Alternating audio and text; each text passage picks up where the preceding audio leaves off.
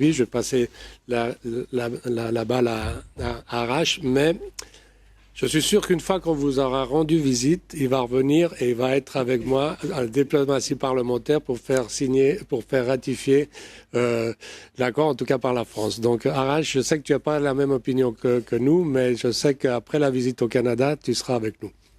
Fais quand même attention à pas parier, tu vas perdre de l'argent. Non, je voulais revenir là-dessus rapidement, parce que j'ai lancé un peu la perche et je comprends vos interrogations et votre incompréhension. On a eu le même échange avec votre ambassadrice. Moi, je sais l'incompréhension de votre côté face à cette non-ratification du CETA, mais ce qu'il faut savoir et ce qu'il faut essayer de comprendre, je ne vais pas parler du fond de est-ce qu'il est positif, pas positif, je vais vraiment parler de la perception qu'en ont les gens, les peuples européens qui ne souhaitent pas ratifier cet accord, et c'est bien pour ça qu'il y a 10 pays qui bloquent. Je vais parler de celui que je connais le mieux. Vous savez pourtant l'amour qu'on vous porte en France, et cependant, par contre, moi je pense que je peux parier ma maison que la France n'est pas prête de ratifier cet accord parce que une majorité des Français sont contre. Ils sont contre pourquoi cet accord il a un défaut originel et le fait qu'il s'applique, aujourd'hui on est en train de parler du fait qu'il s'applique alors que 10 pays sur 27 et pas des moindres ne l'ont toujours pas ratifié de notre côté, c'est un énorme problème démocratique. C'est-à-dire qu'on est en train d'appliquer un accord commercial qui n'a pas été ratifié et comment vous voulez que moi je retourne en France essayer de convaincre les gens que c'est un bon accord puisque tout cela alimente la suspicion sur cet accord.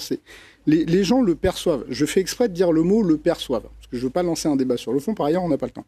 Perçoivent cet accord comme étant un outil au service des multinationales qui leur donne un pouvoir démesuré et qui leur permet de bloquer des mesures ambitieuses en matière écologique et de progrès social.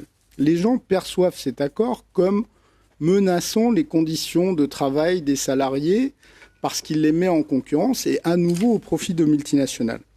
Les gens perçoivent cet accord, ou en tout cas ont à minima une interrogation sur l'intérêt écologique de ce genre d'accord. Je ne développe pas trop, on n'a pas le temps. Et face à tout ça, nous, politiques, la Commission, les États, ont donné l'impression, et on le fait en niveau, on commet la même erreur avec le Mercosur, de négocier en catimini en ne donnant pas vraiment les tenants et les aboutissants des discussions au peuple, de signer le truc en cachette. Le Mercosur, c'est typiquement ça. On signe un matin, on apprend que la présidente de la Commission a pris l'avion pour aller en Uruguay, signe sans demander l'avis des parlementaires, des États ni des peuples. Et je vous dis, je ne juge pas l'accord. C'est juste qu'on alimente la suspicion des peuples européens sur cet accord. On alimente l'incompréhension, parce que moi, je comprends très bien que vous disiez on a discuté pendant des décennies, on a signé un truc, et derrière, vous n'êtes pas capable de le ratifier. Mais on n'est pas capable de le ratifier sans doute parce que vous avez expliqué correctement à vos concitoyens pourquoi vous vouliez signer cet accord, et que de notre côté, on ne l'a pas forcément fait. Voilà. Vous voyez, c'est très amical et compréhensif.